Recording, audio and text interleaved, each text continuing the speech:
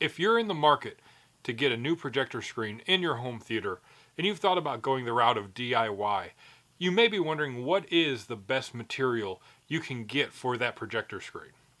Well, here today I'm going to talk about the Cinegrey 5D material from Elite Screens and give you my opinions on it after having it here in my home theater for about a month. I'm going to give you some pros and some cons to this material to hopefully help you make an educated decision on whether or not this material is right for you for your next projector screen build. So, stay tuned.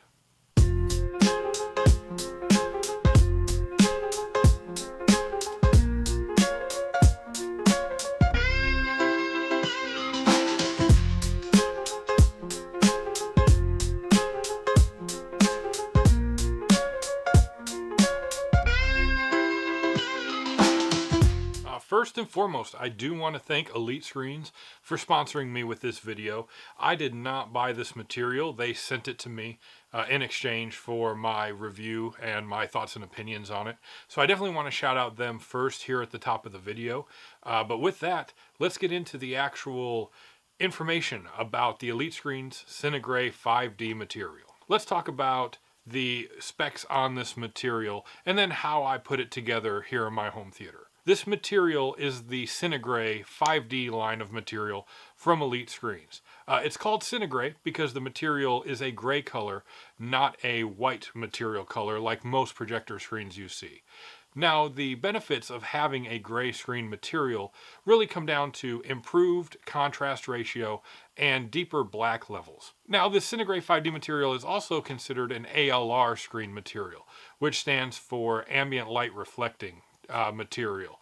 And what that means is it will take the ambient light in your space, in your room, and reflect that off the screen to really keep the image intact from your projector when projecting with lights on or with ambient light in your room, which is a really fun feature. Although I will get to it a little bit later in the video, not the best thing for a dedicated home theater. Now, I got this material, like I said a second ago, from Elite Screens as a sponsored item for a video, so I did not have to pay for this material. The designer cut series is really just pre-cut lengths of the material of your choice. In my case, it's the Cinegrey 5D, but they obviously have other options on their website you can choose from. And the one I got was a 16:9 aspect ratio and 135-inch diagonal size. Now, my screen is not 135 inches. My screen that's back there is only 115 inches. At the time of shipping for the item when I got it, the smallest roll that they had in stock that would fit the 115-inch size that I was aiming for was the 135-inch size. Now, I probably would have opted for maybe 120-inch just to cut down on waste, but they did not have one in stock, so I got the 135-inch material. As of time of recording, this material, for the size I have, runs about $250. Of course, if you get a larger size, it's going to be a little bit more. If you get a smaller size, it's going to be a little bit less. And the designer cut series of materials, whether it be the Cinegrey 5D or another material, come in both 16:9 aspect ratios and the Cinescope 2:3:5:1 aspect ratio, so they definitely have your needs covered, depending what kind of projector screen you're wanting to build. Really quickly, I'm going to talk about how I set this screen material up and what I did for the frame here in my home theater. Now, I'm not going to go into a step-by-step comprehensive guide about this. There's definitely other videos online that kind of take you start to finish every step along the way. Definitely, do a quick YouTube search of that. There's plenty of content out there. For my specific situation and needs here for this screen, I just went to Lowe's. I got some 1x2 pieces of just basic pine lumber and had them cut to size there in store. I built the 16:9 frame with this lumber and just used some basic L brackets to secure it down. So I used 4 L brackets on the backside of the projector frame, and then I used 4 L brackets kind of on the interior track of the frame, just to create some stability and a little more like rigidity to the actual frame. For my specific situation, for this screen that's behind me, I actually have another projector screen, another DIY screen, that's already attached to the wall. And that screen is actually bolted directly into the studs. And so I didn't want to try and rip that down off my wall to put this new screen up. So I wanted a frame that would just sit right over it. Basically just perfectly outlining and framing the additional projector screen that's already on the wall. So that's why I used 1x2s, was just to keep everything small and kind of tight so it would just perfectly sit on the actual existing frame that's already there on the wall. But if I was doing this outright with no projector screen up there, I would opt for a little bit thicker piece of lumber just to allow for more sturdiness, more rigidity, and just a little more real estate to tack the screen down. On the material, you will see there's stamps on the back side that say rear. You want to make sure that that's the end that's facing up. You want the actual projection side that you're going to be projecting on facing down. And the roll, when you get it, comes in an elongated box. It's rolled in a tube inside that box. And Elite Screens also provides a protective cloth that's kind of rolled in there with the material. So what you do is you just roll the material out on your floor, make sure that the proper side is facing up and the other side is facing down. You lay your pre-constructed frame, however you want to do it, on top of the material, and then you just fold the material over, taking time to just staple or tack in some form or fashion, whatever you want to do, to the lumber. What I did is I just used a standard stapler, started stapling in the opposite corners, making sure to pull taut and just get everything stretched out so there's no wrinkles. And then once everything was tacked down, stapled down to the frame, I just cut off all the excess material. Once everything was built, I just had to put the frame up on the wall. It really wasn't that hard to do. It's not that heavy. It is a little bulky, being 115 inches. That's a pretty decent size. But it's not that heavy. I just sat it up there. And all of the weight of the frame basically is being supported by the other frame that's already up there, here in my situation. So I didn't really need any wall anchors or anything like that. What I ended up doing once the frame was up over the other projector screen that's already attached to the wall is I did take some leftover L brackets and just attach them to the sides. And those L brackets are not load bearing, so they're not supporting the weight of the projector screen. Basically all I did was screw them into the wall and screw them into the side of the frame just to make sure the frame stayed in place. It's just to hold it there and make sure it doesn't bow out or float out at all over time. That's really all it was used for. So now that's all done. Let's move on to what most people are probably interested in. How is the picture quality? What does it look like when using this projector screen material? First thing you're going to notice, because it's the first thing I noticed, was the increased black levels on this material. Now, the previous screen that was up on the wall was just a standard spandex material screen. It had a base layer of black spandex, then a white layer of spandex on top of it.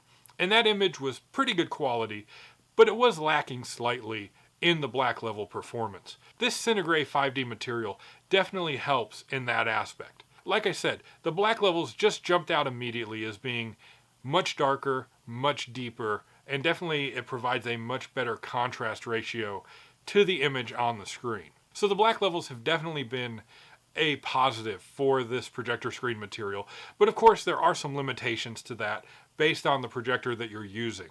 This material is not a miracle worker. It's not going to take any projector, say a $100 or $50 little portable Amazon projector, and turn it into a full-fledged cinema projector. That's not going to happen. You have to kind of understand the limitations of your projector unit.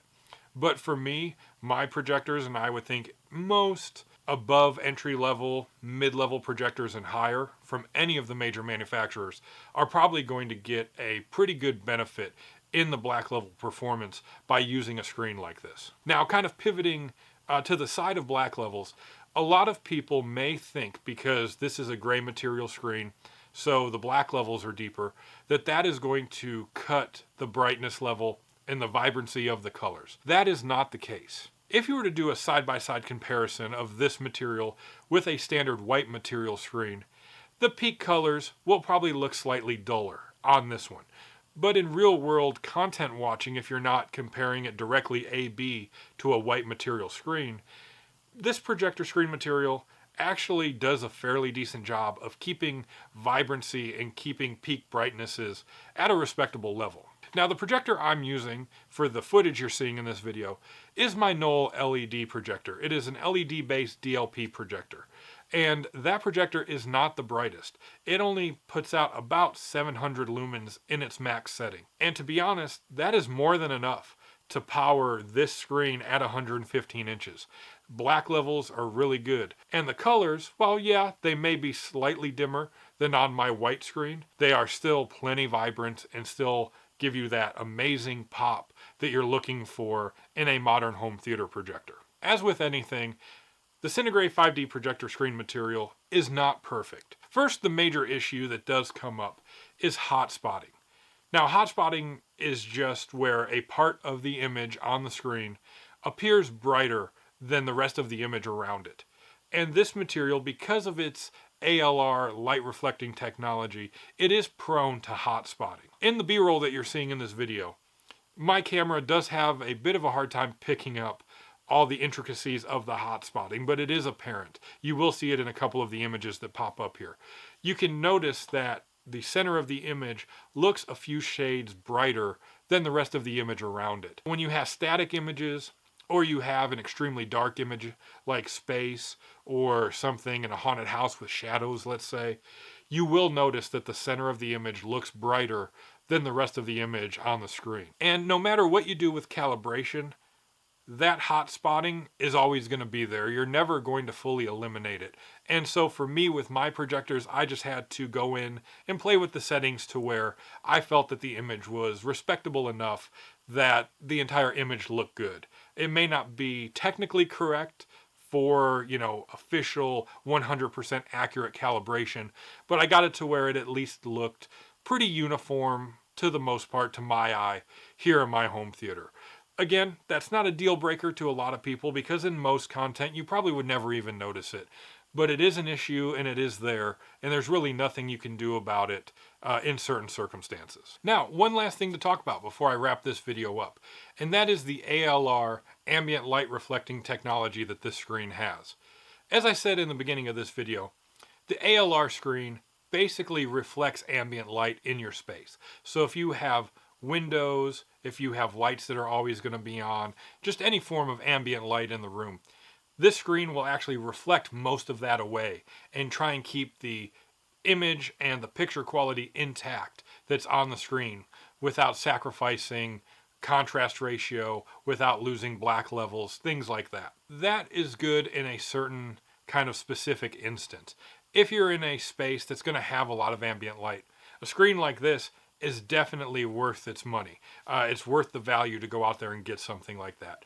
However, for me and other people who may have a dedicated home theater with total light control that don't really have to worry about having ambient light, that feature doesn't really come into play all that much. Just in my opinion, if you have a dedicated home theater, I would recommend going with a normal Cinegrey material that doesn't have the ambient light reflecting technology, unless you're planning on having your lights on most of the time. Is this a good material? Is it a good value for the money? I think so, but I think there is some caveats with that. I think really this material is more suited and best suited for a space that has ambient light.